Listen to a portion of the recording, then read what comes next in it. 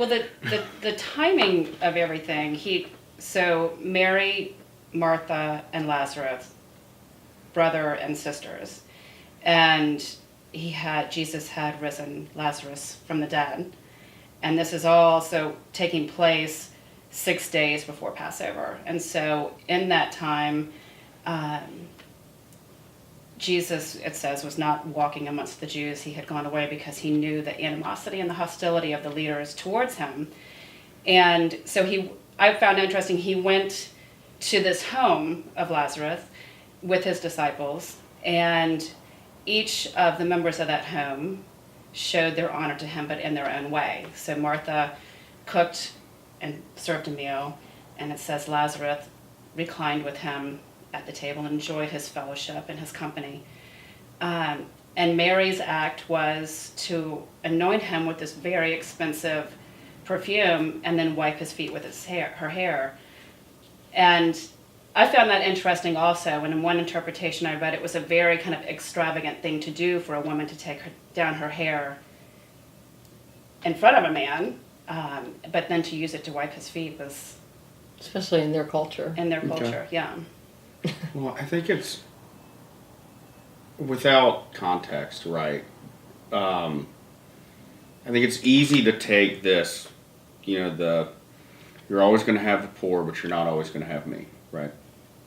As this potentially snarky remark to Judas, right? But at the same time, I think and we run into the same thing, these days, right? This email, without any context, you have no idea what it means. But I think it's easy, at least for me, to think that Jesus doesn't say it in a snarky way, right? But just kind of foreshadows this, you know what, man?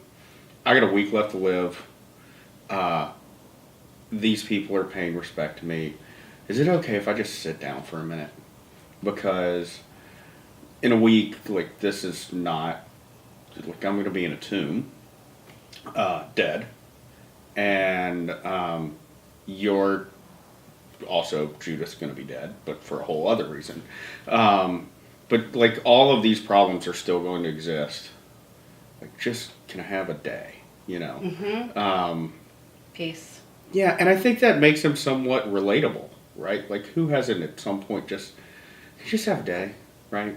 Or half an hour, mm-hmm. right? A moment. Yeah, whatever it happens to be.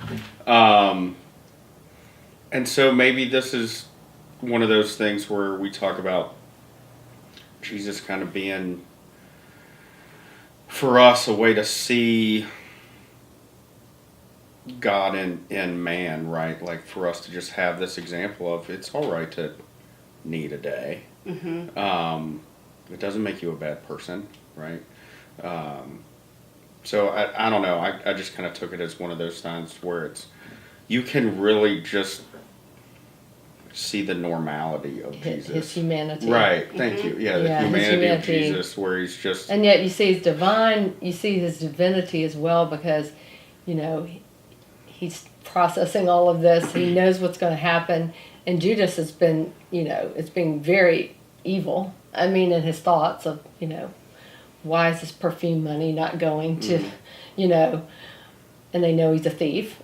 So Jesus sees all that and still acts probably better than most of us would. And so there was another piece of that I thought about, which was, at least for me, and I'm sure everybody else is like this, right? Throughout your life, you're making these decisions of prioritizing one thing over another. Where Judas is saying we need to prioritize the poor people over Jesus, right? And Jesus says, right, you're always going to have the poor, you're not always going to have me. And it made me think that one of the things that stuck with me was, how many times am I making these priorities in my life? Buy this versus this, spend my time doing this versus this. But how many times in that decision tree is church or Jesus or God never even part of the decision, right? Mm-hmm. And that kind of resonated with me as part of my priorities in life when I'm making these decisions.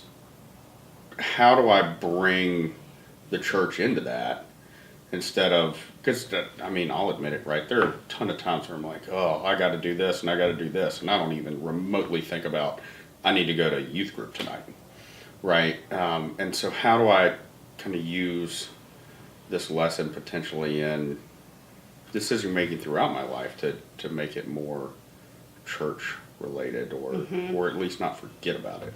Right. It's like honoring Jesus in our homes Mm-hmm. and In in our our daily hearts, life. in our daily lives. I think you're touching upon something that is really important. The last statement you were making about the possibilities. If we really dedicated our lives to honoring Jesus, and what does that look like? Well, I mean, honoring him in our home. You know, he was a guest of honor at their home. So would he feel warm and welcomed into our homes? Would he like the way that we interact with each other, the things that we say, how we're raising our children, the things we watch and read? You know, honoring him from our whole heart. This is back to what you were talking about. It is impossible for us to honor God and maintain a sense of self-importance at the same time. no, that's a good point. And that's what I was looking for when I was just trying to wrap up describing Judas and his greed versus And how Jerry, how and greatly Jesus and Mary and Martha. how and greatly it Lazarus. impedes us. Yes, yes. But it's always there, you know. Those temptations and things are always out there. They are. I mean, you think about what was going on at that time. There were the leaders who had such animosity and hostility towards him. Judas, he knew some of his disciples were going to abandon him. And then he had those that loved him and followed him with faith in the believers. And you think about still those things are present today. You know, animosity in our world, hostility, and then faith, love, and believing.